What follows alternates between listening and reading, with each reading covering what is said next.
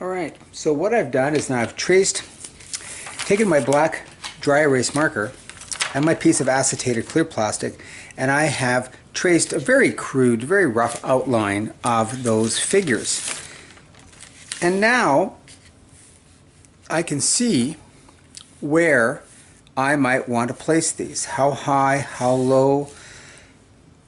The closer I bring them to the bottom, the closer they are to the viewer, which means these trees become incredibly tall.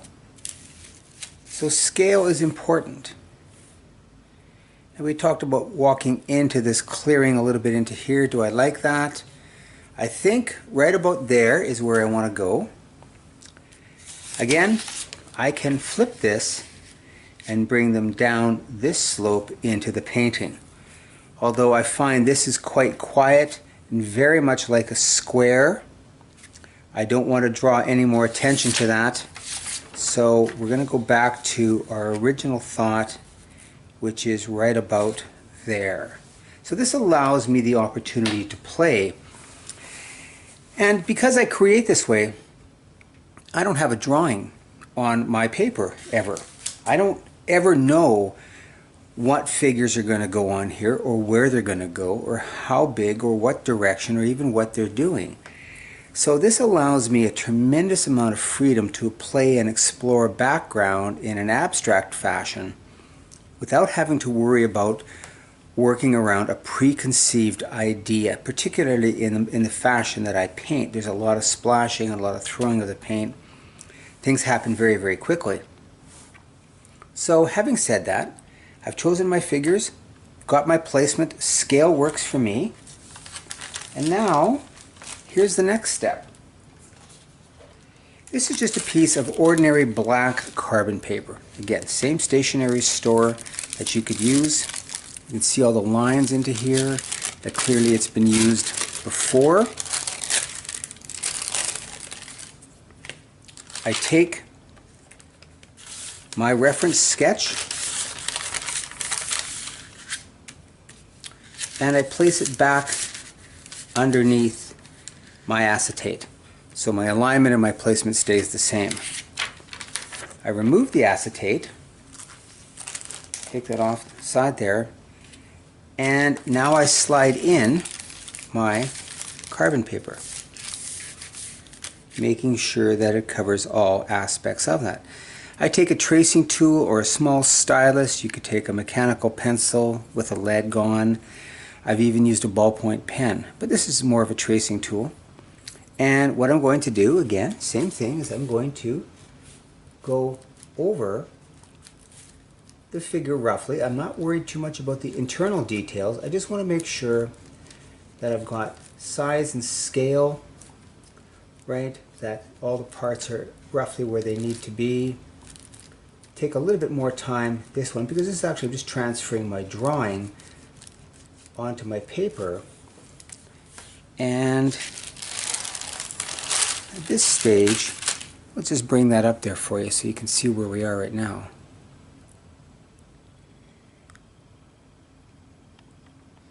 There we go. So you can see here the transfer from the carbon paper on here. So I don't have to worry about drawing it and making mistakes. I've drawn it once, I've drawn it several times, and I'm just going to transfer that drawing over onto my paper. So push that back, and I'm just going to finish drawing that, and then when I've got that all transferred on there, we'll pick back up and grab a brush. Hang on. And we're back. We've got the transfer onto here, and again we're just going to pull in and let you have a look at that and see where that is. Come in.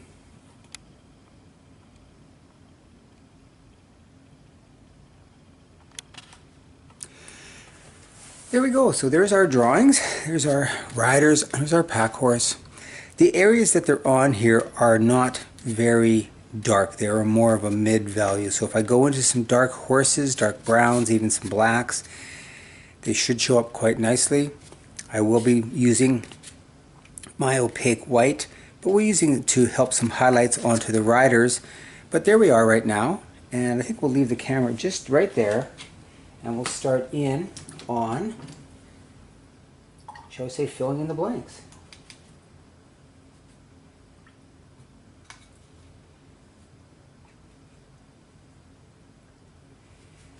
Alright, so one of the things that I encountered in my youth was I'm left-handed, and I was forever dragging my hand through my paintings. We'll bring the sketch just over here just to help me. Bringing my hand through the paintings and ruining them. So it took quite some time to train myself not to do that.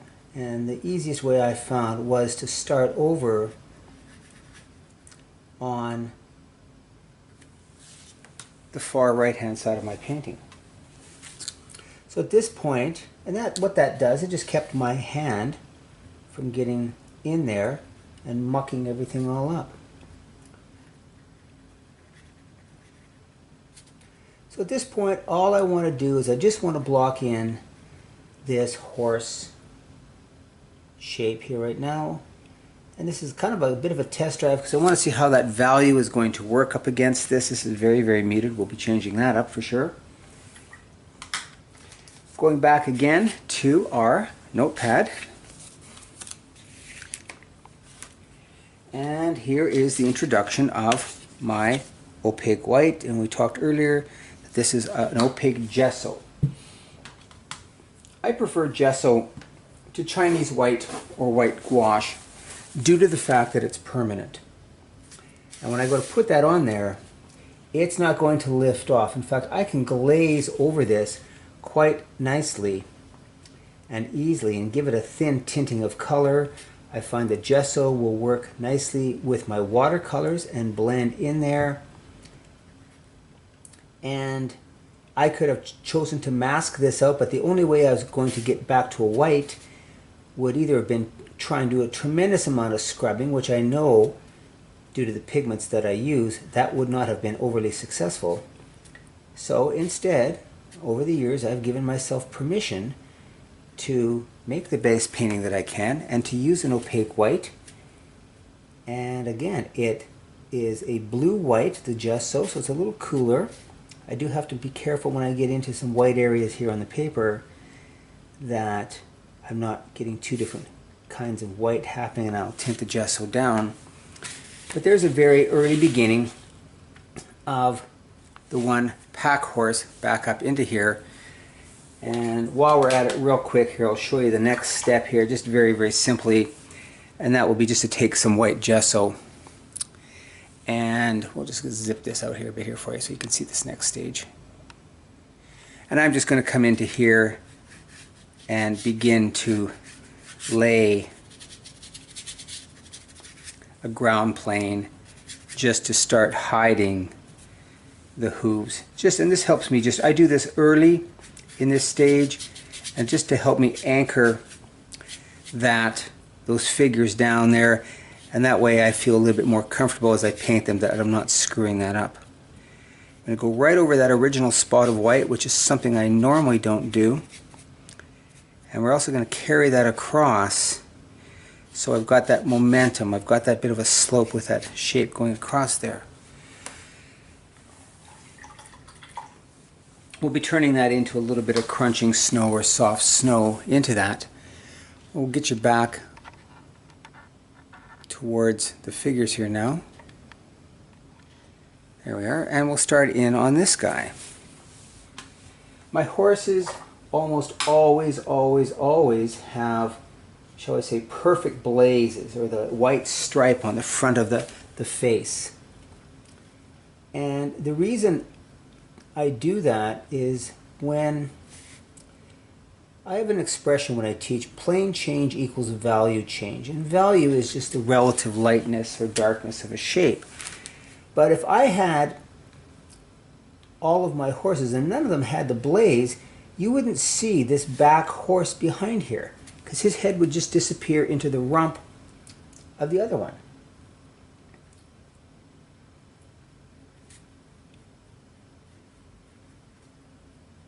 So it's necessary to, that's the one leg, there's the back leg on this guy here. We're just going to blend all those together, and I'm just going to run that tail back a little bit over top there.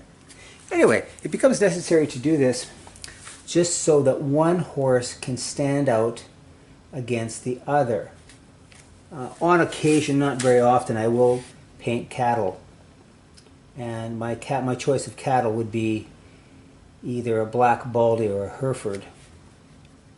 And somebody said, well, why do you always paint white-faced cows? And I said, well, do you know what 40 Black Angus cows look like? I mean, there's, 80 ears and twice as many legs.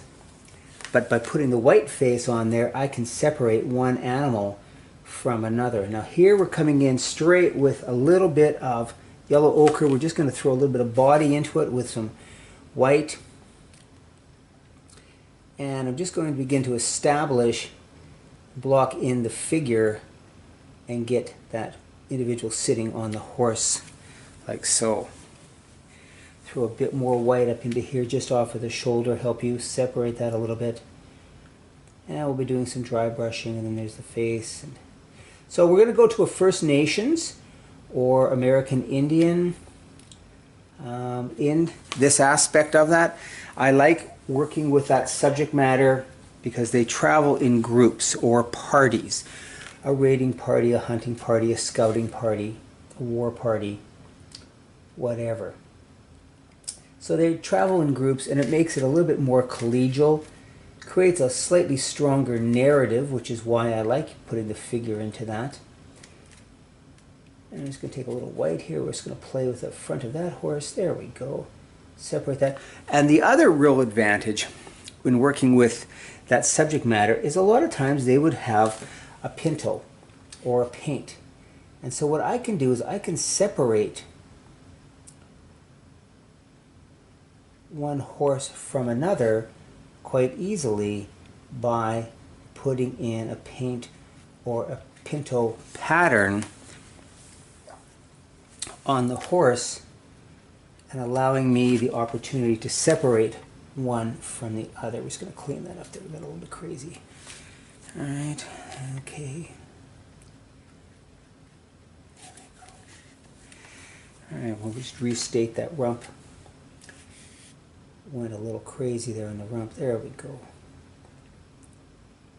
So again, another advantage of white paint, of giving me the opportunity to add highlights or details into here without having to worry about masking fluid and the like. So we'll separate that there like so, bring that around for its bum. And again, these are these early stages of rendering the figure. I'm not going to be too concerned about the details and the anatomy and all that other aspect, not until I get to those finishing stages. Let's move to the front of that rider, front of that horse, and let's put a white pattern on the front of that chest. We'll bring that right up against the rider's knees, and that will help define where that leg is a bit more. Bring a little bit across the back of the neck, and we're just going to play with some of that at this point. That's showing up nicely on the screen. Oftentimes I will put socks, or what's referred to as socks, or give them white legs onto here. Again, that helps with some of that detail, and it helps separate the legs, particularly where the values are not clean and distinct. I think we'll throw just a little bit of something on the back of this guy's rump here too, just to help that out a bit there, just to sort of separate that one leg from the other.